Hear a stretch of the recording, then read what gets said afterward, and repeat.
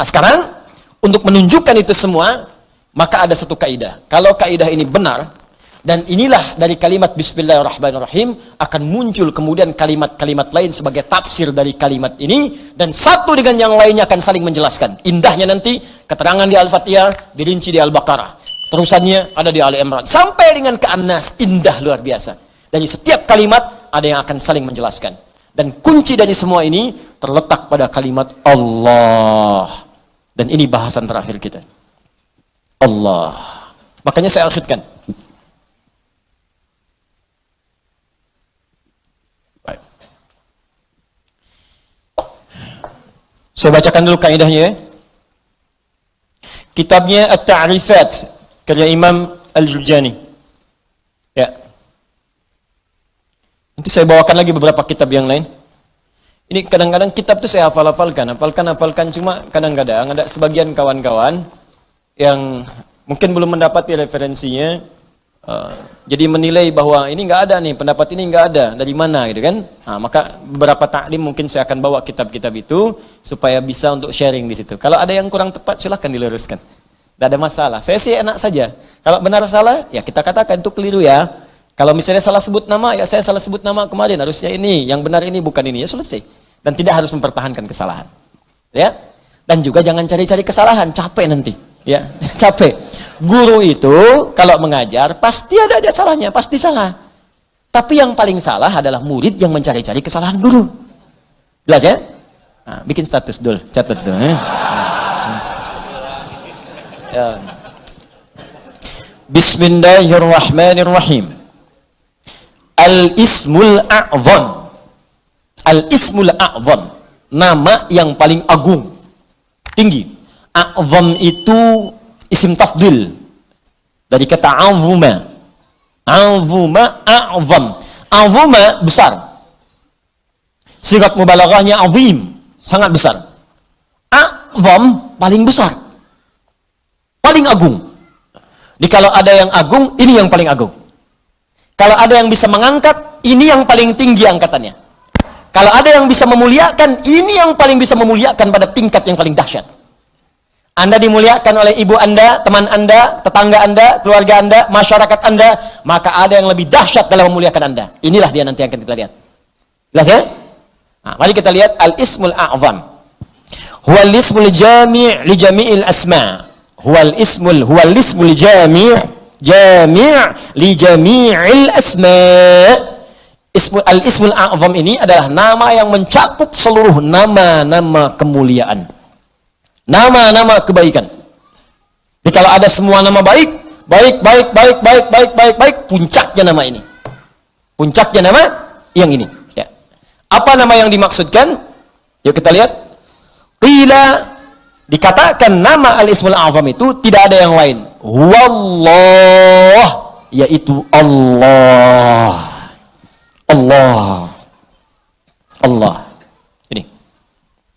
Nama Allah itu disebut dengan nama Al-Ismul A'zam. Ini sepakat orang Arab langsung nyebut A'zam.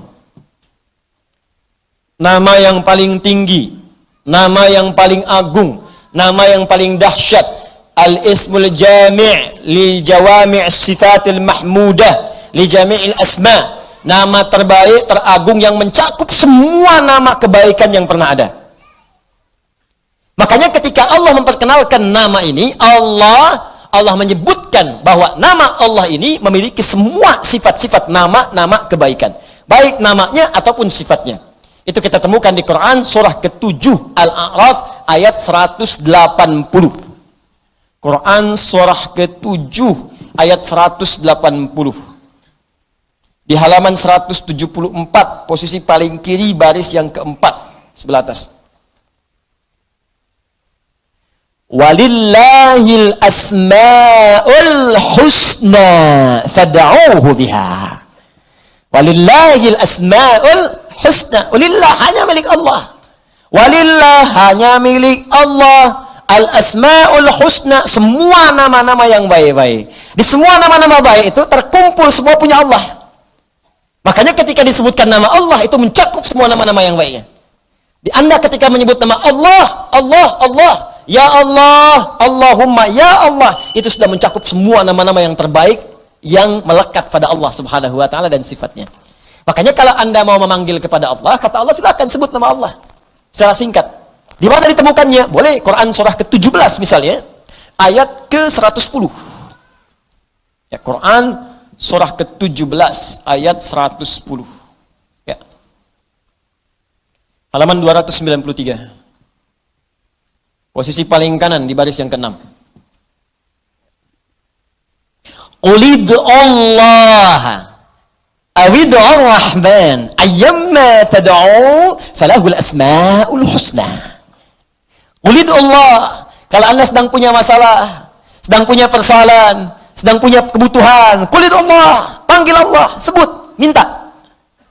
Qulid Allah, ya Allah, ya Allah, ya Allah, berdoa minta. Atau sebut Ar-Rahman, ya Allah ya Rahman, ya Allah ya Rahman. Atau kalau ingin spesifik, silahkan panggil nama-nama yang Allah miliki sesuai dengan kadar kebutuhan Anda. Semua namanya baik. Misal, Anda butuh rezeki, sebut namanya ya Razzaq. Anda sedang belajar, besok mau ujian, belajar supaya dipercepat ilmu, sebut namanya ya Alim. Anda sedang bekerja, ada yang usil, ada yang iseng, ada yang ingin mencelakai Anda, sebut namanya ya Jabbar, ya Malik. Sedang punya banyak masalah, sebut ya Sabar, Sabar, Sabar. Tapi kalau Anda ingin menyebut satu nama yang dengan itu semua masalah Anda tuntas, sebut Allah.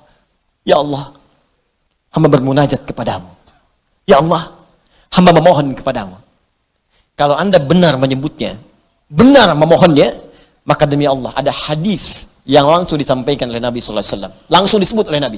Jika Anda memanggil Allah dengan namanya yang paling tinggi ini dan benar cara memanggilnya, maka semua permintaan Anda sulit bagi Allah untuk menolaknya, dikabulkan seketika.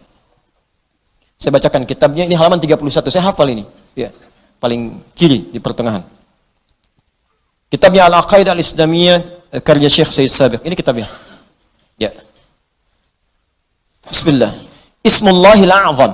Ya, ada yang bisa bahasa Arab mau bacakan? Baik, saya bacakan langsung ya. Ismullahil A'zam. Ya. Wa kama anna lillahi hadhil asma falahu ismun a'zam idza du'iya bihi ajaba wa idza su'ila bihi a'ta. Allahu akbar.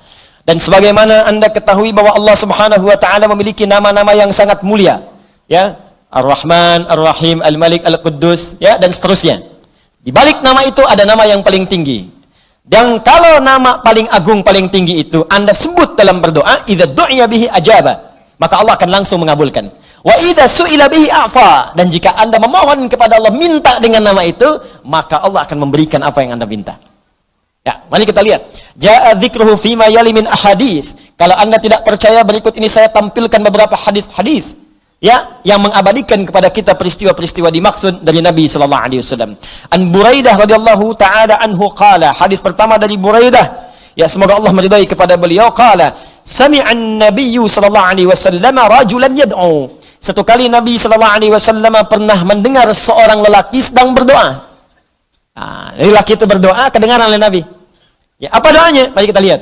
Wa huwa yaqulu, dan dia berkata, Allahumma inni as'aluka bi anni ushhidu annaka antallah la ilaha illa antas samad alladzi lam yalid wa lam yulad wa lam yakul lahu kufuwan ahad. Allahumma ighfirli.